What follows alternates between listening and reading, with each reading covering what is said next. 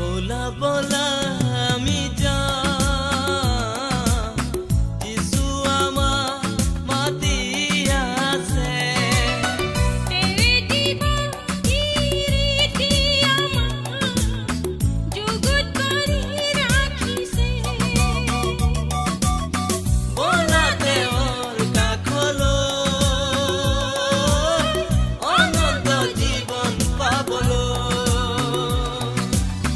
बोलाते और কাখলো অনন্ত জীবন পাবলো। মুক্তিদাতা প্ৰভু যীশু খ্ৰীষ্টৰ মধুৰ নামত আপোনাক অভিনন্দন। পবিত্ৰ বাইবেলৰ যোহনে লিখা শুভবাৰ্তা 18 অধ্যায় 6 পদত আমি এইদৰে পঢ়িবলৈ পাওঁ, এতেকে যেতিয়া তেওঁবিলাকক ক'লে ময়ে সেইজন, তেতিয়া তেওঁবিলাক পাছ হুহুকি মাটিত পৰিল। প্ৰভু যীশুক ধৰাই দিবলৈ যিহুদাই যেতিয়া সৈন্য আৰু টেকেলাবোৰক লগত লৈ আহিছিল, তেতিয়া প্ৰভুৱে তেওঁবিলাকক সুধিছিল, তোমালোকে কাক বিচাৰিছা? তেওঁবিলাকে উত্তৰ দিছিল, নাচৰতীয়া যীশুক। যীশুৱে তেওঁবিলাকক কৈছিল, ময়ে সেইজনা। এই কথা শুনি তেওঁবিলাকে পাছ হুহুকি মাটিত পৰিল। এয়া প্ৰভু যীশুৰ ঘোষণাৰ প্ৰভাৱ হয়, যাক আমি স্পষ্টকৈ দেখিবলৈ পাইছোঁ।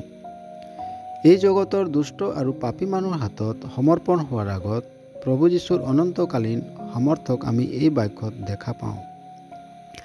তেওঁৰ সামৰ্থ্য যেতিয়া বাক্যৰ দ্বাৰাই প্ৰকাশ হ'ল, তেতিয়া দেখা পাওঁ যে সৈন্যদল আৰু টেকেলাবোৰে পাছ হুহুকি মাটিত বাগৰি পৰিল। সেই ৰাতি তেওঁ মোৰ ও আপোনাৰ বাবে নিজকে সৈন্য ও টেকেলাবোৰৰ হাতত সমৰ্পণ কৰিলে।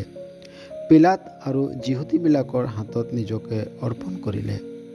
তেওঁ নিৰ্দোষ ও নিষ্কলংক হোৱাৰ স্বত্তেও তেওঁক পৰীক্ষা কৰা হ'ল আৰু নিৰ্দোষ বুলি প্ৰমাণিত হৈও ক্ৰুচত নিজকে অৰ্পণ কৰিলে। তেওঁ আমাৰ যাতনা সহিলে। তেওঁ মৃত্যুবৰণ কৰি তৃতীয় দিনা পুনৰ্জীৱিত হ'ল, যাতে মানুহে তেওঁত বিশ্বাস কৰি পৰিত্ৰাণ পাব পাৰে। এতিয়া ভাবি চাওকচোন, যিজনে তেওঁক বিশ্বাস নকৰে তেওঁৰ কি অৱস্থা হ'ব যেতিয়া প্ৰভু যীশু সুদবিচাৰ কৰিবলৈ ন্যায় সিংহাসনত অধিষ্ঠ হ'ব। সেই সময়ত তেওঁৰ সামৰ্থ্য প্ৰকাশ চাই পাপী মানুহো কি কৰিব পাৰিব? একো কৰিব নোৱাৰে। সেই অসহায় অৱস্থাত পৰাতকৈ তেওঁক বিশ্বাস কৰি পৰিত্ৰাণ পোৱাটো অধিক বাঞ্ছনীয়। এইকাৰণে আজি তেওঁক বিশ্বাস কৰি পৰিত্ৰাণ পাবলৈ ঈশ্বৰে আপোনাক সহায় কৰক। ধন্যবাদ।